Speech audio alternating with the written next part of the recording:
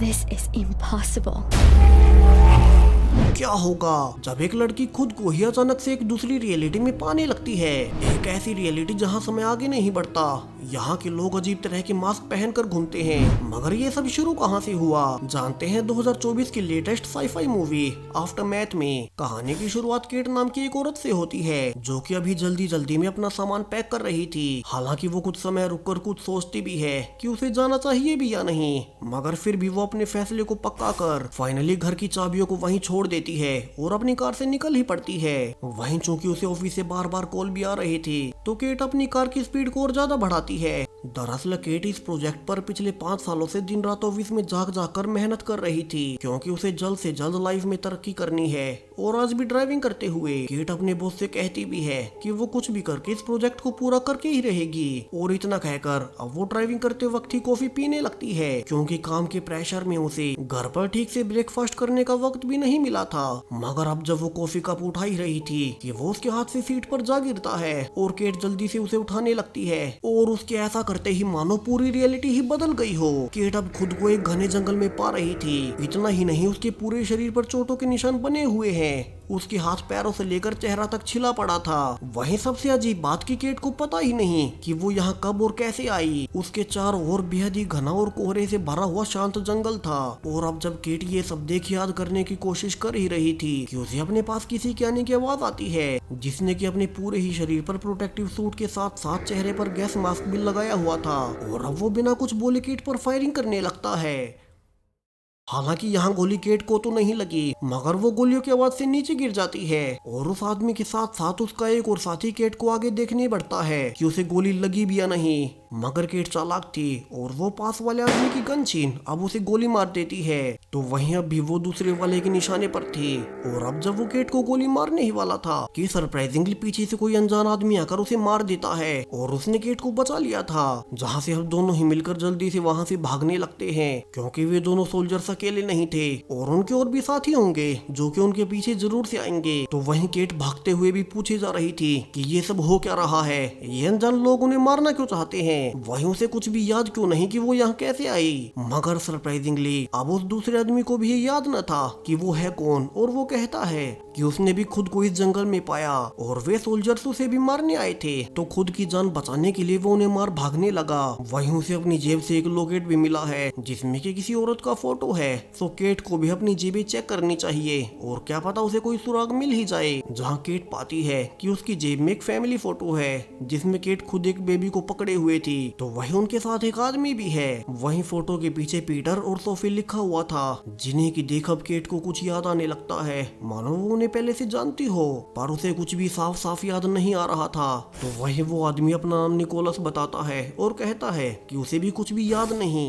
वहीं दूसरी ओर जिन 2 सोल्जर्स को वे मारकर भाग आए थे, अब उन्हें देखने 3 और सोल्जर्स आते हैं और उनकी बॉडीज को देख समझ जाते हैं कि यहाँ कोई एक नहीं बल्कि 2 सर्वाइवर्स मिलकर भागे हैं। कि तभी उनके पास उनके सीनियर का ऑर्डर आता है और वो होलोग्रामिक कॉल से उन्हें बताने लगता है कि कैसे उनके बाकी के सोल्जर्स ने 4 और सर्वाइवर्स को पकड़ लिया है, तो वे जल्दी से वहां पहुंच उन 4 को ही जान से मार दें। वही उन्हें केट को भी जल्द से जल्द ढूंढना होगा, वरना फिर उसे सब कुछ याद आने लगेगा और वे किसी भी हाल में ऐसा नहीं होने दे सकते।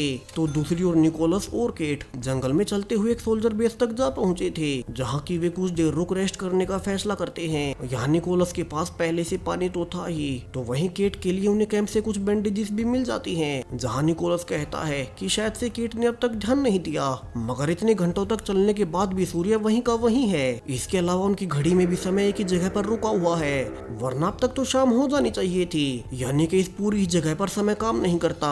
जहाँ केट भी कहती है कि उसे ऐसा फील हो रहा है मानो कि उन पर कोई एक्सपेरिमेंट किया जा रहा हो, जिसके लिए निकोलस भी हाँ कहता है, वरना उन्हें खुद के बारे में कुछ भी याद क्यों नहीं, वे लोग उन्हें मार क्यों रहे हैं और यहाँ जंगल में समय आगे क्यों नहीं बढ़ रहा। सवाल बहुत थे और जवाब किसी के पास नहीं। कि तभी केट फिर से फोटोज को देखती है और उसे इस बार कुछ कुछ याद आने लगा था कि फोटो वाला पीटर उसका पति है जिससे कि वो शायद से उस दिन लड़ रही थी और फिर वो कार लेकर उसे हमेशा के लिए छोड़कर निकल गई। मगर रास्ते में उससे कॉफी गिरी और उसकी गाड़ी के सामने एक और कार आने से उनको एक्सीडेंट हो गया। अब केट के ये सब बताते ही निकोलस को भी याद आता है कि उसने भी शायद से किन्हीं दो कारों को आपस में टकराते हुए देखा था, यानी कि वो एक्सीडेंट यहीं पास में ही कहीं हुआ होगा और उन्हें आस पास में जा उसी रोड को ढूंढना चाहिए जहाँ की वे हो और वे वहां से निकल सकते हैं। मगर उन्हें अभी तो पता ही नहीं कि उन्हें किस दिशा में जाना है। सो यहाँ से दोनों अलग अलग होकर रोड को ढूंढने का फैसला करते हैं और अगर उन्हें कुछ भी मिल जाए या उन्हें कुछ ना भी मिले तो 2 घंटों बाद वे फिर से यही मिलेंगे और एक दूसरे को बताएंगे कि उन्हें क्या क्या पता चला। वही दोनों के पास गन्स भी थी और उन्हें वे गन्स चलानी भी आती है। सो दोनों ही अब अलग अलग दिशाओं में निकल पड़ी थी जहाँ चलते हुए केट को फिर से एक सोल्जर आउटपोस्ट मिलती है मगर यहाँ भी कोई नहीं था।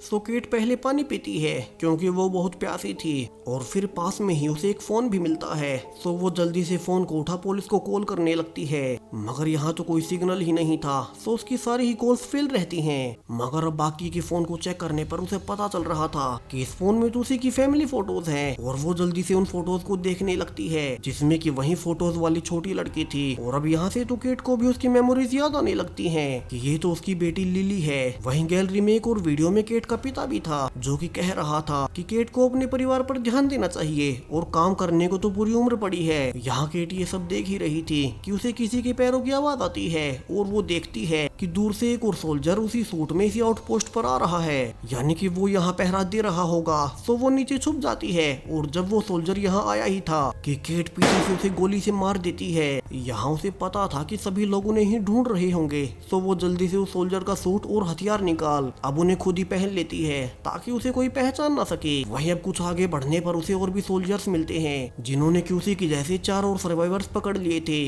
और अब वे उन्हें मारने जा रहे हैं। वहीं केट चूंकि मास्क में थी तो कोई उसे पहचान नहीं पाता। वहीं उन सोल्जर्स के पास सीनियर का कॉल आता है और वो कहता है कि वे जल्द से जल्द इन चारों को मार उन आखिरी बचे हुए 2 सर्वाइवर्स केट और निकोलस को भी पकड़ लें और मार डालें वरना उन्हें सब कुछ याद आने लगेगा। वहीं सबसे चुप केट सबसे अलग निकल गई थी मगर अब सरप्राइजिंगली एक जगह पर आकर वो आगे नहीं बढ़ पाती, मानो किसी ने जंगल में एक इनविजिबल डोम बना रखा हो जिसे कि कोई भी पार नहीं कर सकता।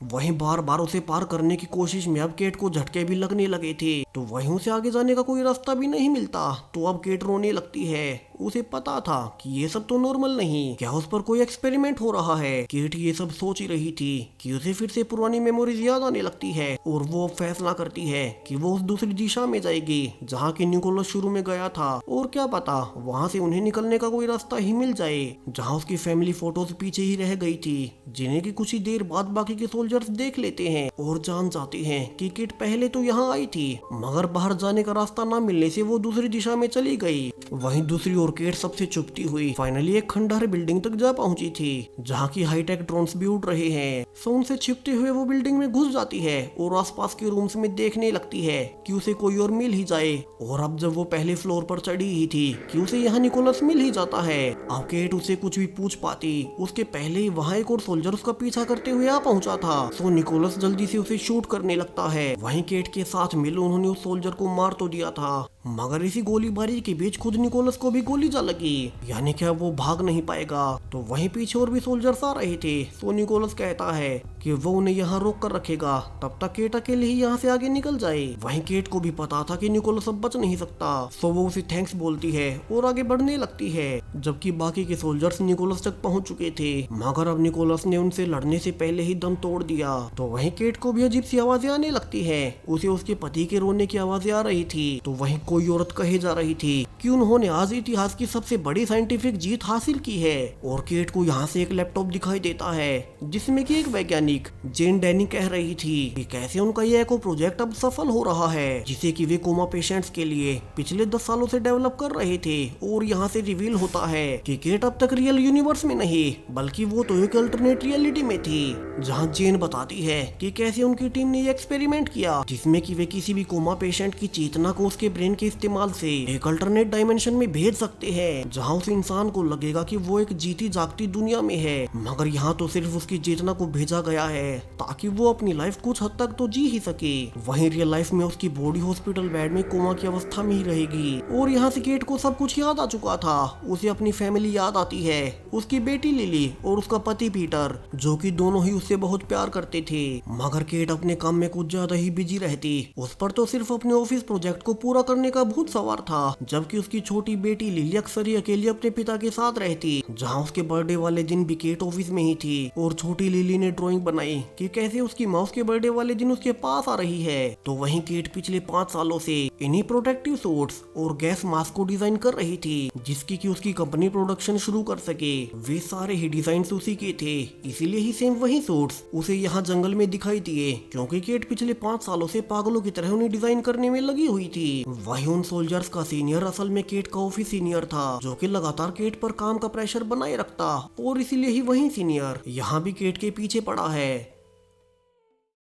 और इसलिए ही हर रोज केट की अपने पति से लड़ाई होने लगी। जहां समय के साथ पीटर समझ गया कि केट छोटी लिली पर ध्यान नहीं दे रही। और उसी सुबह, जो कि हमने कहानी के शुरू में देखी थी, केट गुस्से में पीटर को डिवोर्स का कहकर निकल गई थी कि वो पीटर की तरह लाइफ में फेल नहीं हो सकती। इसलिए ही कहानी के शुरू में वो घर छोड़ने से पहले कश्मकश में थी। मगर केट ने फैमिली और सक्सेस में से सक्सेस को चुना और घर से निकल ही गई। और फिर वही हुआ, तेज स्पीड में कार होने से उसका कॉफी कप गिरा और उसे उठाने के चक्कर में केट की गाड़ी सामने से मुड़ रही एक और गाड़ी से जा टकराई। इतना ही नहीं, यहाँ सिर्फ 2 कारें ही नहीं थी, उनके पीछे एक बाइक राइडर भी था, जो कि कार्स के ऑयल से जा फिसला और वो भी घायल हो गया। जहां उसके कुछ देर बाद वहां एम्बुलेंस पहुंची, जिसमें कि उन्होंने पाया कि सामने वाली कार में 4 लोग सवार थे और वे चारों ही मारे गए। अब ये चारों वही थे जिन्हें की केट ने सोल्जर्स के हाथों अपने सामने मरते हुए देखा था। असल में उनकी मौत की जिम्मेदार केट ही थी, क्योंकि वे तो अपनी गाड़ी को मोड़ ही रहे थे और केट की तेज रफ्तार कार उनके सामने से आ टकराई। वहीं गाड़ी के दरवाजों को काटकर केट को भी निकाला गया,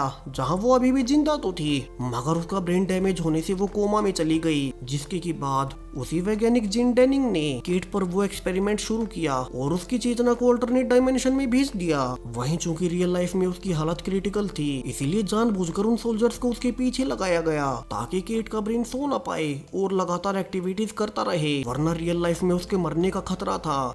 वहीं जो आदमी बाइक से गिरा था वो कोई और नहीं बल्कि निकोलस ही था, तो उसे भी इस रियलिटी में भेजा गया। अब प्रेजेंट में केट को सब कुछ याद आ चुका था। उसे पता था कि उसे एक्टिव रहना होगा, वरना रियल लाइफ में उसकी बॉडी कोमा की हालत में ही दम तोड़ देगी। जिसके की पास उसका पति पीटर और उसकी बेटी लिली बैठी है। तो अब केट सभी ही सोल्जर्स को मार देती है और बाहर निकलने लगती है। उसने फाइनली मौत को पछाड़ ही दिया, मगर अब वो इस डायमेंशन में रहना नहीं चाहती जहाँ उसके पास उसकी फैमिली नहीं। उसे अब अपनी गलतियों का एहसास हो रहा था कि कैसे उसने अपना वैल्यूएबल टाइम सिर्फ और सिर्फ काम में लगा दिया। और अब वो इस रियलिटी से निकलने के लिए एक ब्रिज को पार करती है, जिसके साथ ही रियल लाइफ में भी केट को होश आ गया था, यानी कि अब वो कोमा से निकल ही गई। अब यहाँ काफी समय बीत जाता है, जहाँ केट अब खुशी खुशी शहर से दूर एक घर में रहती है। उसने अपनी जॉब भी छोड़ दी और सारा ध्यान अपने पति और अपनी बेटी पर देने लगी। वहीं उसे आज भी वही जंगल याद आता है जहाँ वो उस दूसरे डायमेंशन में रही थी। कि बाहर से पीटर आता है और बताता है कि आज वो शाम का डिनर उसके लिए खुद बनाएगा।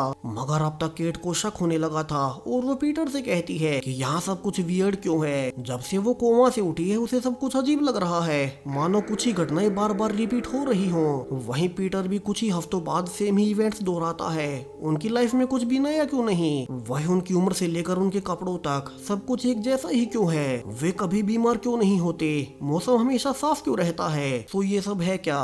और ये सुनते ही पीटर कहता है कि उसे हमेशा से अंदाजा था कि एक न एक दिन ये होने ही वाला है। और यहाँ से कहानी का सबसे बड़ा ट्विस्ट आता है, जहाँ से पीटर रिवील करता है कि केट अभी भी रियल लाइफ में नहीं बल्कि उसी अल्टरनेट डायमेंशन वाली रियलिटी में है, जो कि पहले वाले प्रोग्राम का अपग्रेडेड वर्जन है और इसे डॉक्टर निकोलस सुपरवाइज कर रहे हैं।